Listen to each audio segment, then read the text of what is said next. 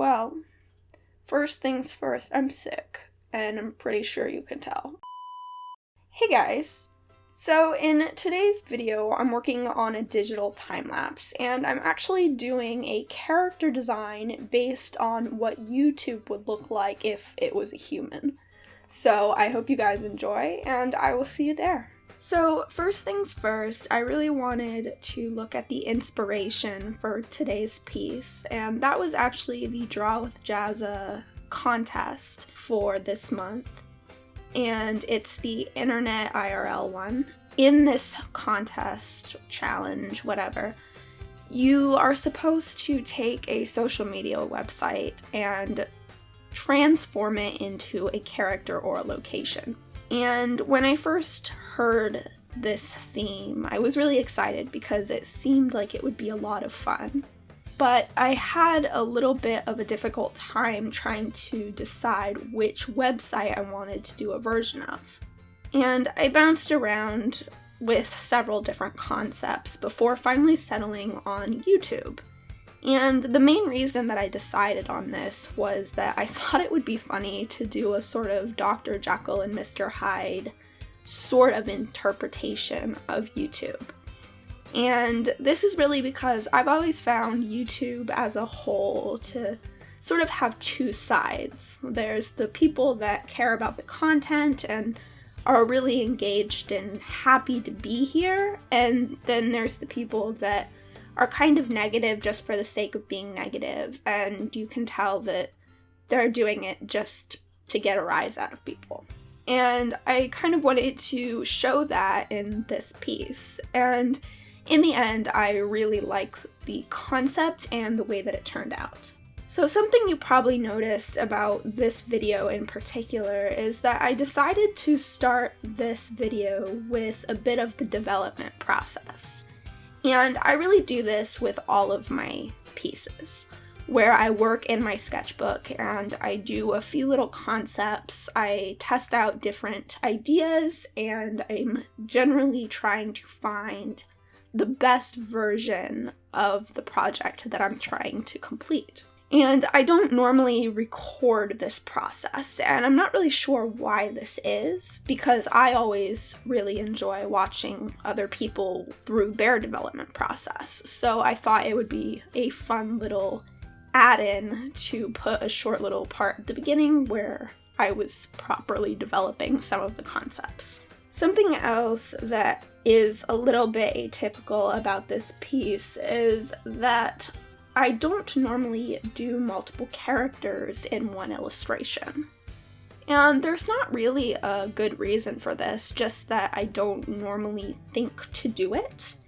And so when I came up with this idea of a Dr. Jekyll, Mr. Hyde type of persona, I knew that I needed to draw two figures.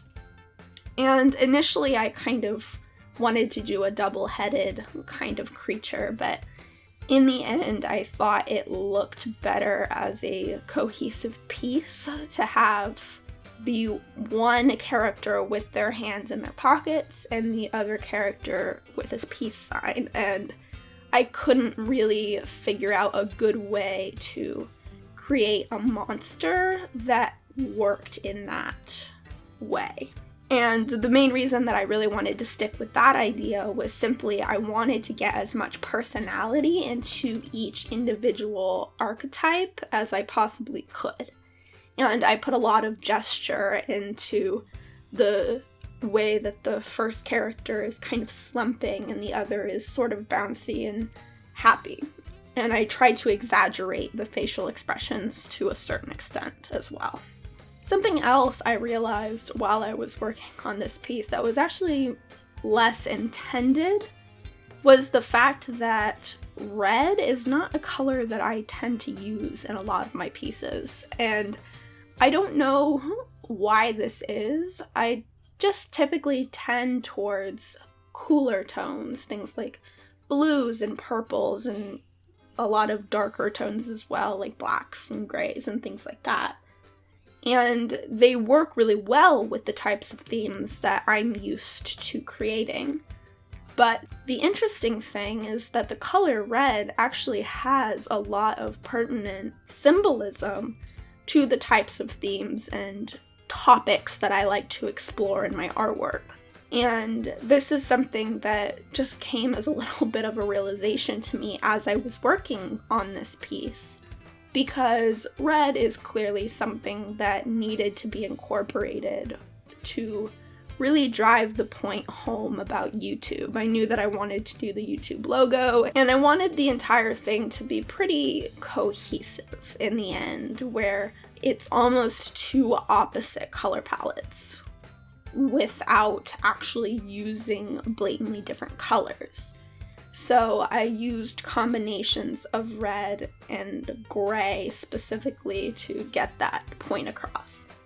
But this idea of color that I'm not very used to is an interesting thought to me, and I definitely want to think more about pushing my color boundaries in the future, because in recent weeks even, I've definitely been thinking a little more outside the box with my colors. And I'm especially fond of a sort of pink and green color combination, as opposed to the blues and purples that I typically use. And that's not to say that I'm not going to continue using those colors, but in the long run, I definitely want to make sure that I'm pushing myself. And if you've been around for any period of time, you know that that's something that I feel very strongly about, is the concept of pushing myself with every single thing that I do. I don't really like to fall into any sort of complacency, and I've found that I'm doing that with my colors without even realizing it. So that might be something to kind of look forward to in the future, is a little bit of experimentation in that regard. So I hope you enjoyed watching me create this interpretation of YouTube. If you were inspired to create anything based on or inspired by this piece, please let me know. Thank you all for watching, and I will see you guys next time. Bye.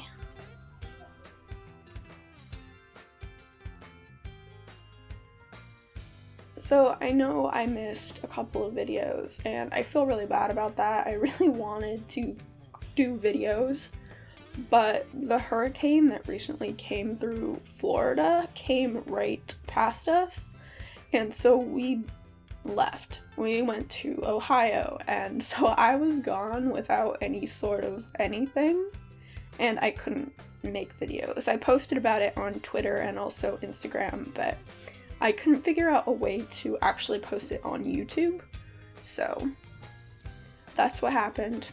But I'm making a video, so our house is fine and all of my family is fine, but it was definitely a very eventful week, and I also think I got sick in Ohio. I don't know if it's the weather being different from Florida, because it's very different, and I was definitely colder than I was used to, but I definitely got back and was like, I miss Ohio. It's so hot. Why is it so hot?